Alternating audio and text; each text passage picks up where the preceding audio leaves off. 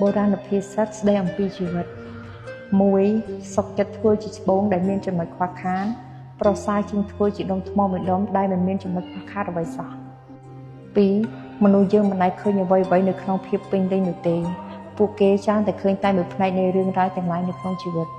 3ពួកគេច្រើនតែសម្លឹងឃើញនរណាម្នាក់មានជីវិតអស់ឥតខ្ចោះតែការមើលឃើញតែមួយផ្នែកនោះបាននាំឲ្យពួកគេយល់ច្រឡំថានៅលើលោកនេះមានអ្វីមួយដែលគេហៅថាភាពល្អឥតខ្ចោះ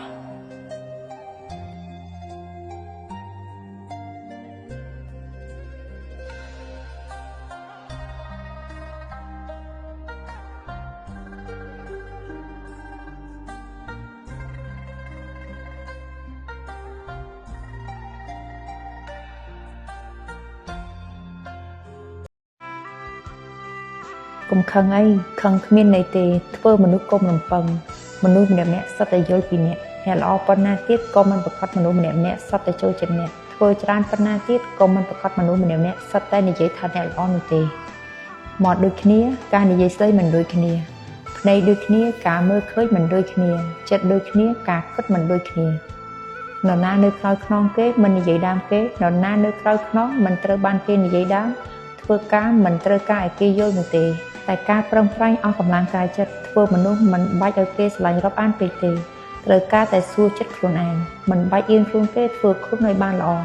អ្វីផ្សេងទៀតប្រកួតឲ្យពេលវេលា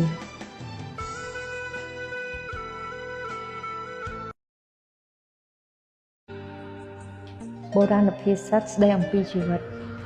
មួយសុខចិត្តធ្វើជាច្បងដែលមានចំណុចខ្វះខាតប្រសើរជាងធ្វើជាដុំថ្មមួយដុំដែលមិនមានចំណុចខ្វះខាតអ្វីសោះ2មនុស្សយើងមិនដែលឃើញអ្វីៗនៅក្នុងភាពពេញលេញនោះទេពួកគេច្រើនតែឃើញតែមួយផ្នែកនៃរឿងរ៉ាវទាំងឡាយនៅក្នុងជីវិត3ពួកគេច្រើនតែសម្លឹងឃើញនរណាម្នាក់មានជីវិតអស់ឥតខ្ចោះតែការមើលឃើញតែមួយផ្នែកនោះបាននាំឲ្យពួកគេយល់ច្រឡំថានៅលើលោកនេះមានអ្វីមួយដែលគេហៅថាភាពល្អឥតខ្ចោះ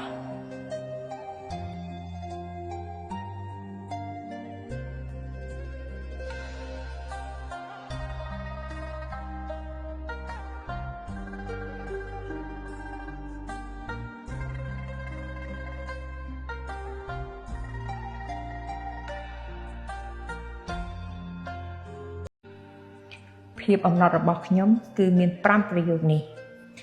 1កុហកខ្ញុំបានសូមអ្នកប្រយ័ត្នលើក្រោយ2ខ្ញុំអាចធ្វើជាពុតល្ងងកុំស្មានតែខ្ញុំល្ងងមែន3អ្នកទុកខ្ញុំមិនសំខាន់ខ្ញុំនឹងធ្វើរឹកពីដូចគ្នាដាក់អ្នក4ខ្ញុំមិនមែនអត់ចេះមួម៉ៅទេគ្រាន់តែខ្ញុំមិនងាយបញ្ចេញអារម្មណ៍មួម៉ៅ